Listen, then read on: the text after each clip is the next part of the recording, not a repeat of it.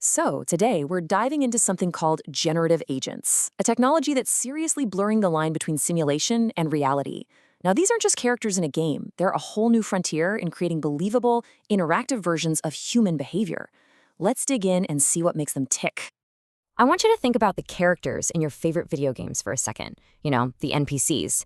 You know how they're kind of stuck on a loop, right? Repeating the same lines over and over. But what if they weren't? What if a character you talk to could actually remember that conversation and it changed how they saw the world?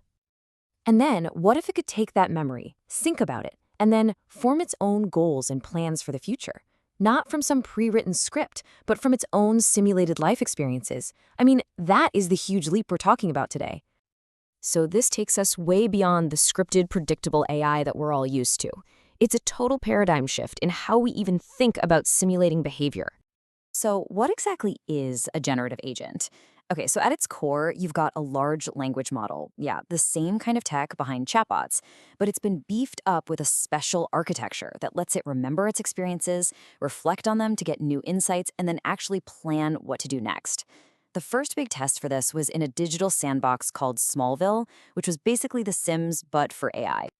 So, how does this whole thing actually work under the hood? Let's peel back the layers a bit and look at the secret sauce, the cognitive architecture that gives these agents their surprisingly human-like skills. It really all boils down to this continuous three-step loop. First up is memory. The agent records everything it sees and does, just in plain English. Second is reflection. Every once in a while, it looks back at these raw memories and pulls out higher-level insights like, these two people seem to be good friends. And finally, there's planning. It uses all those memories and reflections to create and then go execute plans. It's this constant loop that gives them that long-term consistency. Now, the absolute heart of this whole thing is the memory stream. The best way to think about it is like the agent's complete, lifelong diary. An agent's entire personality starts from just a single paragraph of text. That's its seed memory. And every single experience after that gets added to this stream, building up a totally unique history and personality over time. And this is what really makes them feel believable. It's a hierarchical system. So an agent can have a big, long-term plan like, I'm going to write a book. But if it walks into the kitchen and, whoa, the stove is on fire, it can react to that immediate, unexpected thing without completely forgetting its life goals. It's that balance of planning and reacting that just feels so, well, human. Okay, this all sounds great in theory, but does it actually work in practice?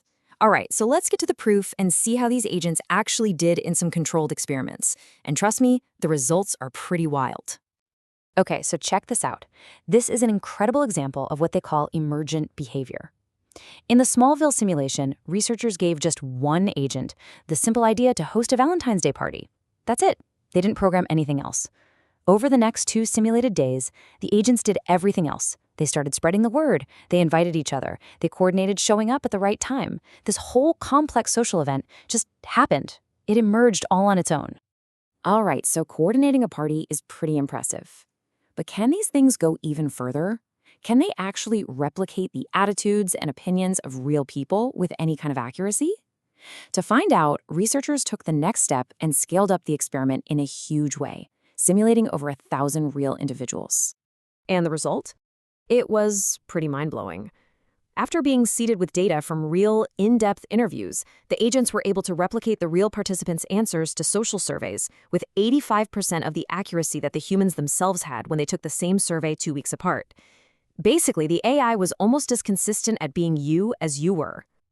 I mean, just look at the speed of progress here. It's wild. They went from 25 agents in Smallville showing believable social stuff to over 1,000 agents achieving this high-fidelity psychological replication. And now, projects like Agent Society are simulating up to 10,000 agents at a time to model really large-scale social dynamics. And look, this isn't just some weird science experiment.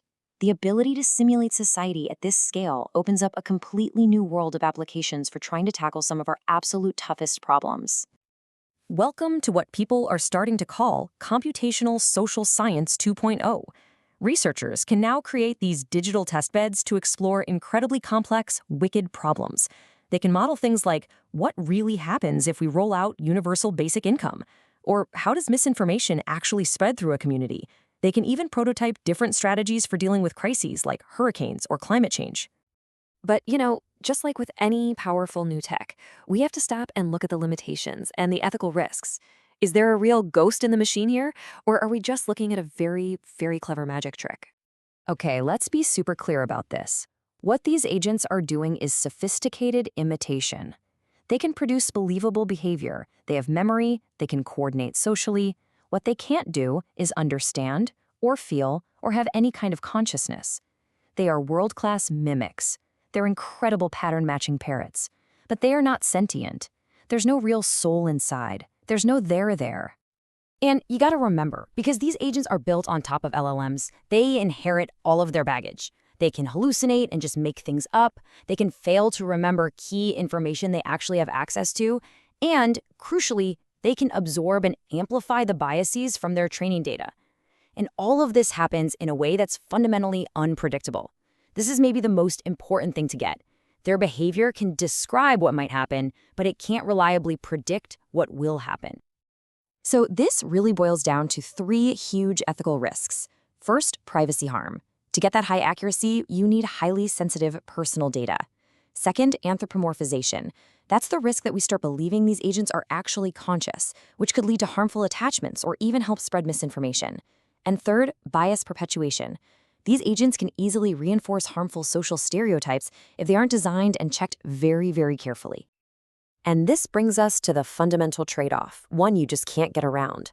To create a more accurate digital twin of a person, you have to feed it more sensitive, private information, and that dramatically increases the risk if that data is ever hacked or misused. And so, all of this leaves us with a really big, kind of scary question. As this technology keeps getting better, we have to ask, if an AI can perfectly simulate a person's decision-making, their personality, their flaws, who is ultimately responsible for what that AI says and does? That's a question we're all going to need to answer, and probably pretty soon.